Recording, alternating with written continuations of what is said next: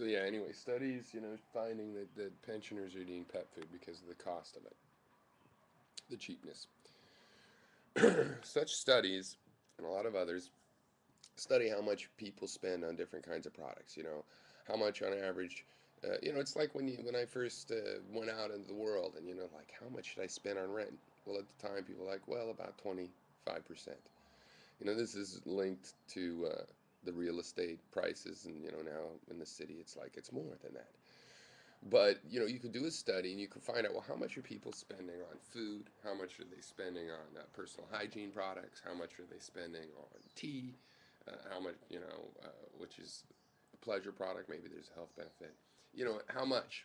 So you could study those things and try to get an idea. You could have a system like that where you look at the prices, but that's not a bureaucrat just setting the price. But it still is dangerous because there's fads in economy.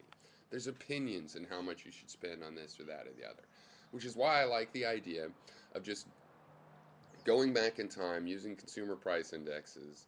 Go back in time to when the amount of the pension that we're giving is a reasonable middle class amount of money, and set the prices as they were then.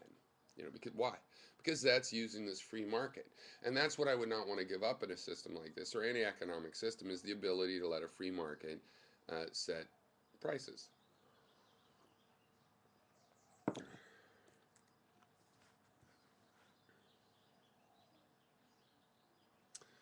So you are the one that is saying, well, what is the difference? If it would work so well in this case, why not the whole economy? I've answered that. You just need to meditate on that. I've answered why it wouldn't work for a whole economy. Because you can't get rid of the markets. Because you can't subsidize material costs, from one area to another just so that they fit some bureaucrat's idea of what it should be. It's because the economy requires market. It's like if I want to create a system that has a lot a water system that has a lot more valves than a normal water system, and you're like, okay, well, why don't we just make why don't you go to the next step and have a water system made in just of valves, no pipes? Makes no sense. I have not advocated that. You're trying to project that onto me. That's why I'm saying you are ascribing ideas into this that I have not put in. And you're like, but why don't you? And I've said why I don't want to get rid of markets. I've said why I like markets.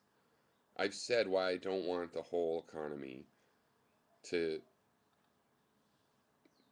be treated as though everybody's on a pension.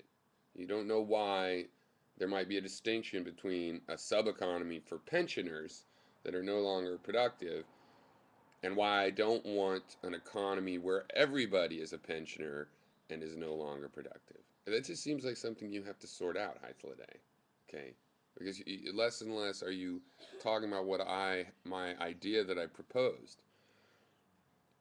And then again, okay, the distinctions between overall planned economies, like in the old Soviet Union, and my idea. One is whether the system is open or closed. Okay, if it's open, it's interacting with some other kind of economy. Let's just call it a regular free economy. Okay, a closed economy, everything's working under this system. Okay, so if my system, if this system with the commissary and pension idea were made the overall economy, then you'd be making everybody into retirees and pensioners. And I haven't said that. I don't advocate that. So that's one distinction: open versus closed. The pension system is open, it hooks into this regular market driven economy. The Soviet planned economy was closed. Okay, so that leads to market influence. In my system, the commissary prices are influenced by the market, by historic market prices. Right? You go back in time to when the money we want to give the pensioner was a reasonable amount, you find out what was the market saying. Now things have changed since then. Yes, that's why there will likely be some subsidies involved. Okay. And I admit that there might be, it's not all products. There's troublesome products, like products that are in short supply now. The price of abalone, has changed since 1920, and you can't even really get it because we've destroyed the abalone. But the solution to that is that we're talking about a sustenance economy. Okay, so it doesn't have to include luxuries or things that have become luxuries. It's about keeping people alive. Okay, bread, pens, razors, hot water heaters, basic things.